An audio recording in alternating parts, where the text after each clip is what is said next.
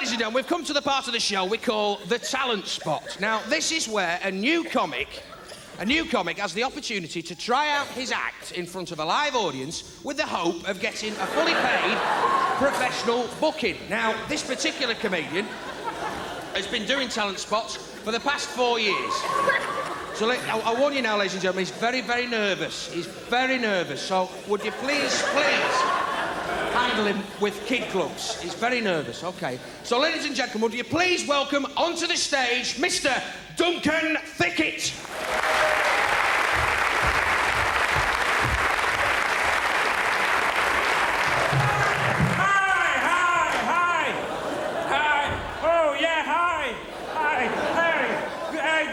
Sorry, I'm a bit nervous. Laughing, that's good. Sorry, I'm a bit nervous. Oh, it's big in here. I'm laughing, yeah. It's comedy, yes, it is. Laughing. Oh, sorry, a bit nervous. Deep breaths. Oh, very right, and he's funny. I pissed myself when he was on. I didn't laugh. I just pissed myself. I can't speak. The camera there. Sorry. No, I'm supposed to. Right, okay. I'm doing it. I'm supposed to start with a catchphrase. Do you know, like Bruce Forsyth's got a catchphrase. He goes, "Nice to see you," and the audience go, "To see you, nice, Bruce." Right? That's his, and mine's quite similar to that. Right? I say something, right, and you respond, right? I'll tell you what it is, right? I say, "Hiya, are you all right, or what?" Right? And you say, "Not so bad, and how's yourself?" It's quite straightforward, you know, it's friendly. Right, so I'll tell you what, I'll go off. Come on again. Pretend I've not come on. Right? I'll come on again. I'll do the catchphrase. "Hi, you all right?" Or what? You. "Not so bad. How's yourself?" Right. Do that. And watch me go. Then, right. Yeah, so I've not come on. No, I've not come on. I've not come on. You can't see me. Not come on. I've not come on. I've not come on. And now I'm coming in and I'm on. Yeah. "Hi, you all right?" Or what? I'm all right. Thanks for asking. Yes, there's some more of those jokes, folks. It's another small phrase. Right, yes, it's important to come from somewhere, isn't it? Yes, where are you from, lady? Liverpool. That's where we are. It's a nice place. Oh, God. Yeah, right, carry on. I think I should have a nickname, right? Because, like, you know, Jean-Claude Van Damme, right? He's got a nickname, isn't he? Because he's known as the Muscles from Brussels. It's good, because it rhymes, muscles, Brussels, right? And I thought, well, I should have a nickname because I come from a place called Thwat. I'm not joking. I'm doing it. I'm lying. I come from a lovely little village called Puckwit, but I can't think of anything like that. Yeah. Do you know what? I tell you what. I've been heckled so much recently in the street. I've got a brilliant heckle put-down line. I've been practising all week. So if anyone wants to try and heckle me, I'll tear them to pieces. Come on, then. Oh, yes! Get off, that old chestnut. Right, you're going to wish you hadn't said that. Yeah. You go down well in a graveyard, mate. Put a cork in it. And don't speak anymore, please. Now, all good talks about management, stroke life, need excellent analogies or metaphors. Here's mine. This is Alan's egg. What does it mean? Well, I'll tell you. Now,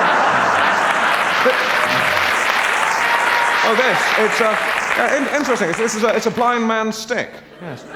It's encouraging to know, isn't it, that out of someone's misfortune, something good can come. In this case, a collapsible attaché case-sized handy pointer. Okay. Now, most of us start off life in the frying pan. With hard work, we gain access to the white. But where we really want to be is the place reserved for the select few the elite who take their place within the yolk. How do we get from the egg white to the yolk without bursting it and ending up with egg all over our faces? Well, to do that, we need my 3-point plan, which is think, act, that's it. It's technically a 2-point plan, but I don't know, you do need the third to remind people that there are only 2, because they expect them to come in 3s. So it's a 2-pronged trident. A bident. Or a hoe. I mean hoe as in garden hoe. Not as in, you looking at my hoe. What do they mean? What does that mean when they do it? What is all that sort of, yo, what's up, G? Some homie's been dissing my bitch. You know, what's wrong with good morning and a firm handshake? Okay, now moving on. Now, when you're addressing your family, friends, workforce, personnel, whatever, you may want to continue the casual approach by sitting on a chair. But don't be afraid to use the chair in an unconventional manner. You may want to turn it round and straddle it. It's got arms. Never mind, I can still do this. There we go. See, a football coach giving a pep talk to the team at half-time may very well straddle a chair thus, and roll his sleeves up and say, hey, you, pass the ball to him, and then score a goal. I'm paraphrasing. It shows there's something of the maverick about you. You're prepared to thwart convention, prepared to break the rules, certainly as regards seating. Something you just want to put on your wish list. Wait. It's fine. It's actually very good for your back. But I think I could carry on like this, but I'll abort the chair.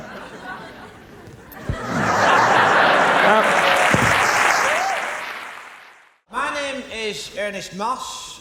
I'm here to give you a brief lecture on safety, then you can get on with the fun. Now, I know what you're thinking. Oh no, another boring safety lecture. Nothing could be further from the truth. You'd be surprised at the fun I've had with a Bunsen burner and some magnesium ribbon. Now, Winston Churchill was a great speech maker. Do you remember that one about the Iron Curtain descending across Europe? Well, I hope it was zinc galvanised or it would rust in days.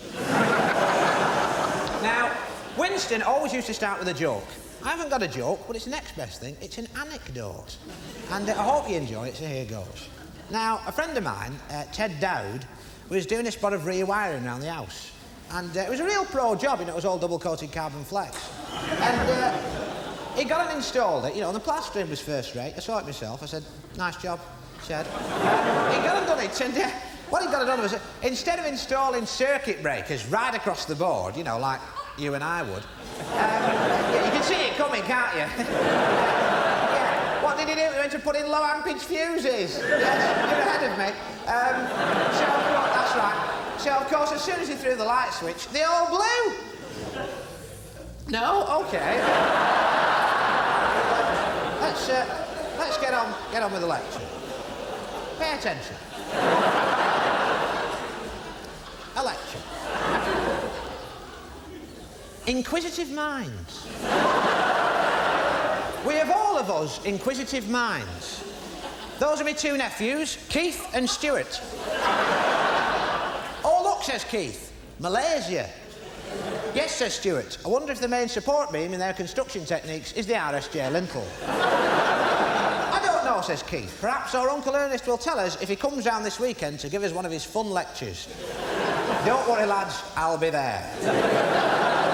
Now, before I go on, I've been absolutely inundated with requests saying, Ernest, can you show us a picture of the JCB power hammer? With pleasure. What a beaut. A double treat for Power Hammer fans tonight, the JCB Power Hammer in action. Thanks very much to Ted for that demonstration. You can almost hear it, can't you, going brrrr, can't you?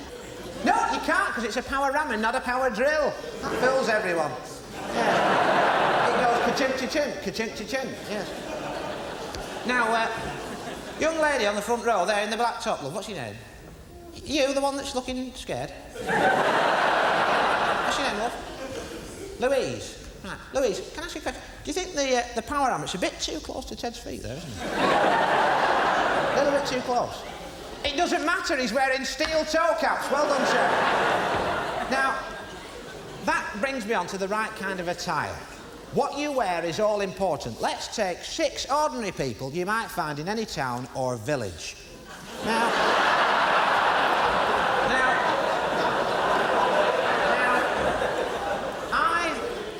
I would only have one of these men on a building site. And quite simply, it's the man who's got the best equipment. Right? Which, in this case, is this man. Why? Because he's got a hard helmet. Now,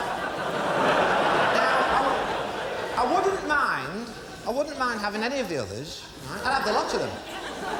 As long as they wore some sort of protection. Right?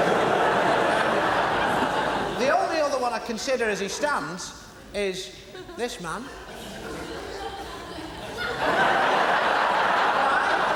Why? Because he's wearing leather chaps. Not to be sniffed at. Okay, let's kick it up a gear. This is state-of-the-art technology. It's an electronic gauntlet linked to a computer. I'm going manual. Okay. It's a combination of an iPhone and a Wii, and it's called a YI. And interestingly, it was developed in Newcastle by myself, Intel, and Jimmy Nail. I only wear the glove on the one hand, a bit like Michael Jackson, except my glove will not be used for evil. Okay, let's start by having a bit of fun. If people were pies, who would have a positive filling? Let's take a look. That's right, it's Trevor Phillips, chairman of the Commission for Racial Equality. Trevor is a very positive person. I met him 2 years ago at the Pride of Britain Awards, where he was winning an award for being least racist person or something. And afterwards, after the ceremony, he'd had a couple of drinks. And actually, I think I'll do this. Actually, that's a bit weird. Yeah, he'd had a couple of drinks, and Trevor made some pretty derogatory comments about the Welsh. And I said, hey Trevor, give that award back. And he said, Alan, I'm not racist. He said, but you've got to draw the line somewhere. And without missing a beat, he said, and that line is somewhere around Shropshire. Very positive person indeed. Who else would have a positive filling? Let's take a look. That's right, it's my very good friend, Norfolk-based intensive farmer, Bernard Matthews. Bernard is a very positive guy. He gets a lot of flack from the pro-chicken brigade. Unnecessarily so, because he really does have chicken's best interests at heart. I was chatting with him about this the other week at a cockfight in his front room. And I said, Bernard, don't listen to these people. I mean, how much space does a chicken need, really? If you do give them space, they just run around like idiots. So, you know. But he's got a great sense of humour. I was at a party at his house a few weeks ago, and he said to me, Alan, are you a leg or a breast man? I said, do you mean chickens or ladies? And he laughed. He said, but no, seriously, Alan, he said, when we get them in a confined space, he said, they make a hell of a racket. I said, do you mean chickens or ladies? And he laughed again. Yeah.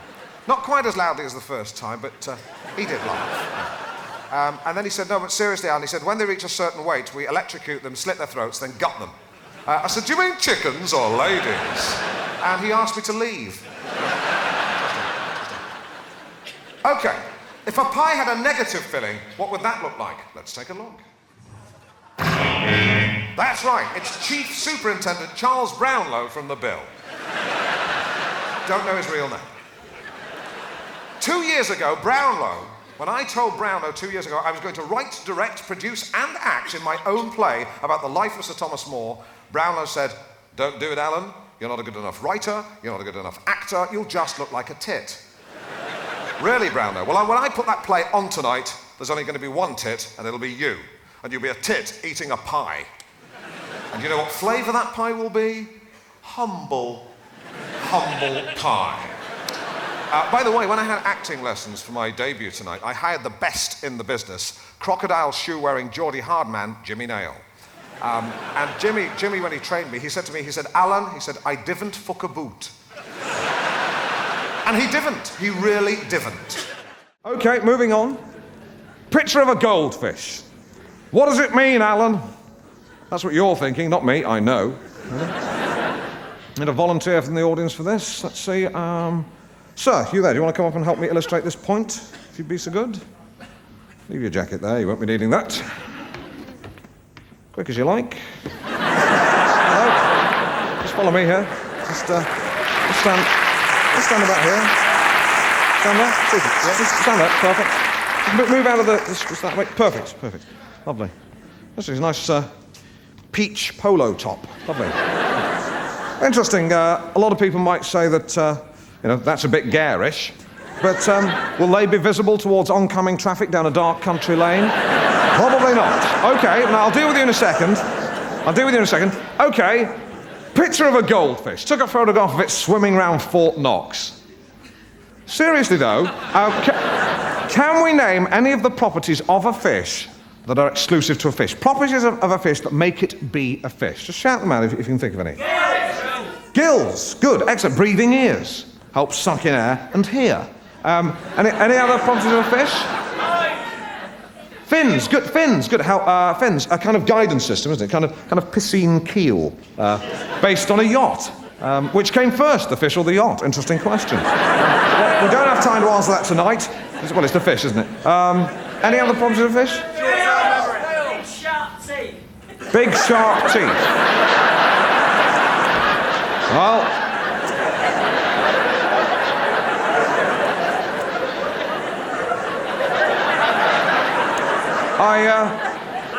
I think you know you're wrong, don't you? I think you're shouting out that to have a bit of fun. And that's fine. But this is the work section. I made that clear. Any other properties of a fish? Gravel? OK, all right. Now, hang on. I'm going to deal with this. You've thrown down the gauntlet, haven't you? And I'm going to pick it up. Because you clearly, by shouting gravel, are trying to be anarchic. I know, perhaps you're a member of Chumbly Wumbly. Men in skirts doesn't frighten me. Although, were you to wear a skirt, I suspect the real reason you'd be wearing one is because you quite like to wear them. Any other properties of a fish? Pardon? Batter. Batter? Oh dear. You know, you probably think, don't you, that when you go home tonight, all your mates will be saying, if you've got any, will be saying, hey, Baz, Faz, Gaz, Daz, whatever your name is. He was really great tonight. When Alan Partridge was trying to illustrate a serious point about a fish, he shouted out batter. Isn't he big? Isn't he clever? I don't think they'll be shouting that. I think when you walk home tonight, there'll be a rather embarrassed silence. Okay? Now,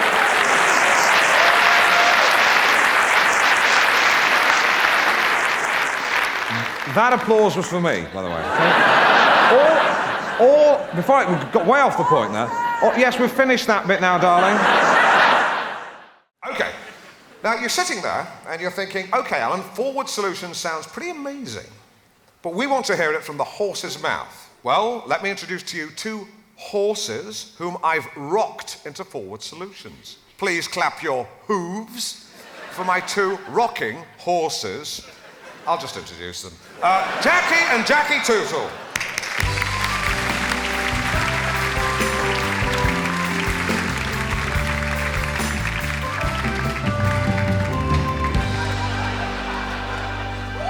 Now, Jackie and Jackie Tootle. A little bit confusing. Presumably, you're Jacqueline and you're Jack. No, we're actually both christened Jackie. That's hilarious. But to avoid confusion, what I'd like to do is refer to you as woman and you man. Now, woman. You were one of the first people to embark on my Forward Solutions programme, weren't you? Yes, well, I realised that a lot of my problems stem from my childhood. Right. My mother was very critical of me as a child, and she used to tell me I was fat. Bitch.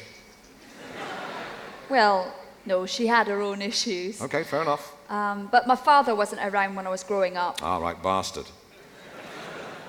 Because he was killed in a car crash. OK, not a bastard. Well, he was drunk driving, so... OK, so sort of a bastard. Well, no, he had his own issues as well. Make your mind up, love, you know, you can't have it both ways. Well, my therapist says I can, actually. Yeah. Carry on. So, Yeah. that was my best start tonight, as you can imagine. Right, sorry. Sorry, I've just pressed a button here by mistake. Sorry, I'll just sort that. Keep going. Sorry about that, just sort this out. So that wasn't the best start in life. Okay. And then I met Jackie, who's the love of my life. Yeah. And as well as us both being called Jackie, we both actually have an allergy to dairy, which is quite unusual, isn't it?